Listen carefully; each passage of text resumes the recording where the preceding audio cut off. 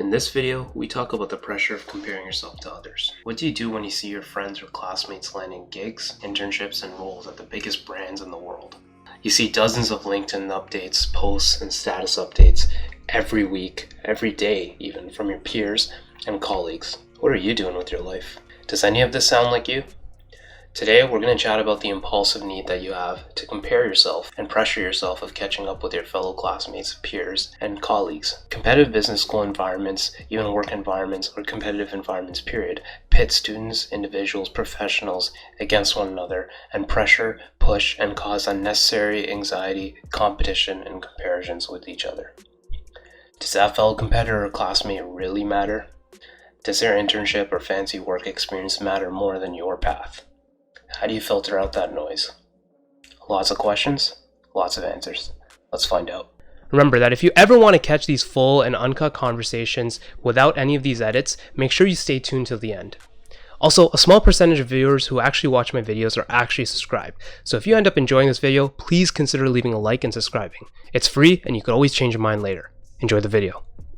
And that's what I was kind of stressed about, because I feel like I'm lacking these experiences because I'm already going into third year, and maybe people have landed sales intern or bank teller, I don't know, something in the marketing field in first and second year. So I'm stressed that I'm behind in gaining that experience, so that when I graduate, I'll be prepped, my resume will be better, so that I can land a full-time role, if you understand where I'm coming from. I definitely understand where you're coming from. So what I'm going to ask you from that is, first and foremost, you mentioned what other people are doing landing first year, second year.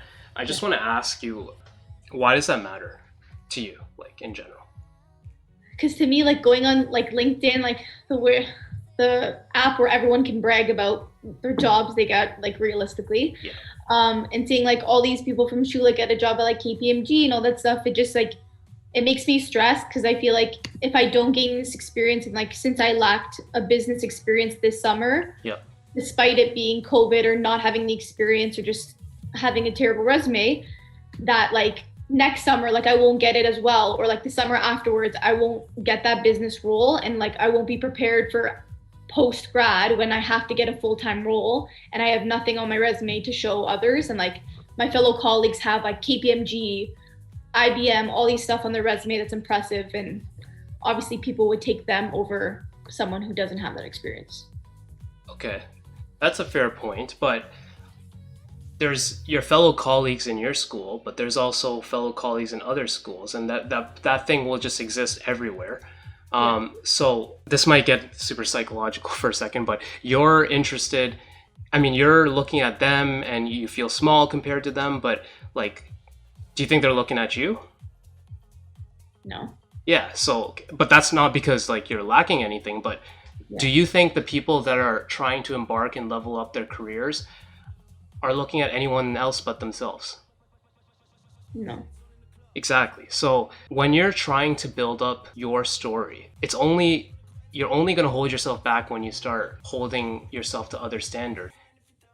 When you do that, Emily tries to be like Sally, or Emily tries to be like George, who's getting all these internships, but Emily has a special skill, and Emily has this special talent that even Emily might not know about, because she's not spending time on herself to know what her true talents are. Instead, she's focused on what Jimmy's landing, and that's not productive at all, and that's holding your career back more than anything. You're stressed about your career, but you're only feeding that negative cycle to yourself, and you're making yourself feel insecure, and you're just not able to perform because you just feel small every day compared to that stuff. So yeah. I don't know if you agree with me on that, but no, I agree.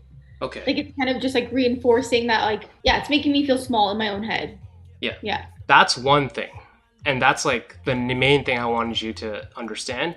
But then the relief, or the phew moment out of all of this, is that once May 2022, and honestly, when you get to fourth year, people will have stopped caring way before that, but I'll tell you, once May 2022 hits, or if you go on exchange, October 2022, whatever, whenever that date hits, it's over. No one cares about anyone anymore. When life starts, life is endless. And I know I'm sounding like a freaking old man right now, but employers do not care especially like all of this you're working towards, and all of this that Schulich students are working for, all these fancy internships, everything, like you look at my career and you think that's like, oh my God, like he's a legend. Or even if you don't think that, like look at all these things he's done. All of that literally is just to get your first job as an entry-level guy out of school.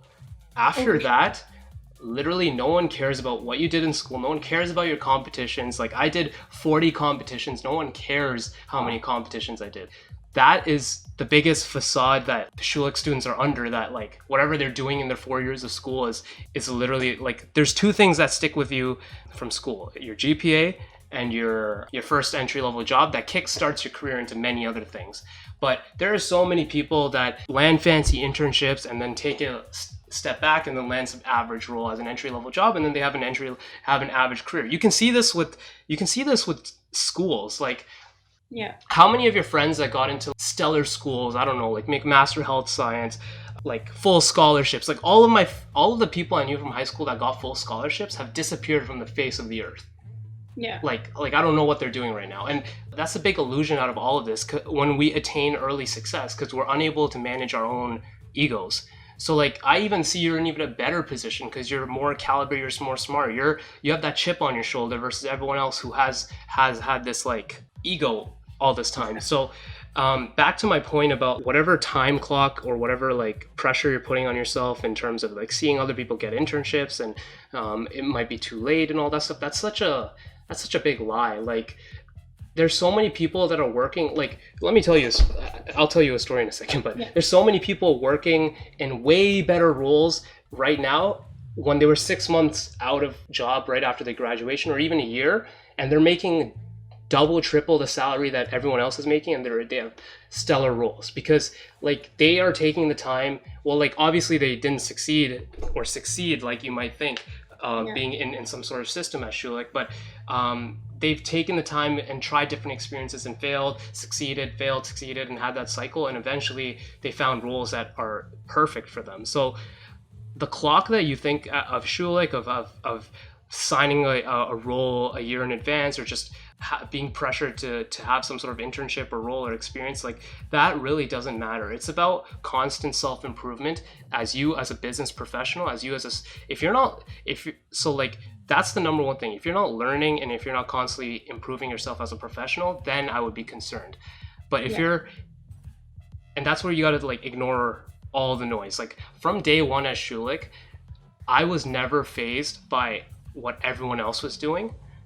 And the only times where I was actually worried about what everyone else was doing was when I was doing the same case competitions at them and I wanted to kick their asses. Like that was the only time I gave a shit. That was the only time I cared about what they did. And beyond that, like I was doing my own thing, and I'm proud of where my career has headed, and never once did I feel inferior because these guys landed the jobs that people think are prestigious. Like I don't know how many people, actually everyone, you maybe even yourself, probably are dazzled by landing management consulting, like the big three firms like Bain, McKinsey, and all that stuff, like that, probably the gold standard of business careers. But the reality is, like, we all are at home right now. Like, this is why COVID is perfect for just a reality check. We are all at home right now. They're working double the hours I am. Don't get me wrong, I'm working so many hours too, but they're working double the hours that I am right now. We're making the same money, and like honestly, I frankly enjoy my job more, and they're out there making like slide decks and whatnot. So it's about like the stuff that everyone goes for is ultimately not the best career, because if you think of economics, it's literally supply and demand. So roles that have high demand are roles that are probably not, at the end of the day, the best for like, you're an entry level. Like as much as they advertise all the stuff you're going to do, like at the end of the day, you're a 18, 19-year-old, 20 like intern, or then you sign full time as a 21, 22-year-old. Like what the hell do you know about the world? You're not going to be doing much. So I know that was a little bit of a long rant, but hopefully that like kind of opens your eyes to a little bit. And ultimately, like me saying these things won't help. Like ultimately you just have to see it one day, but hopefully it starts to like plant those seeds in your head. Yeah, I totally agree. Honestly, a lot of the things, like they stress the big four so much, but at the end of the day, like everything's the same in the end. It's a job.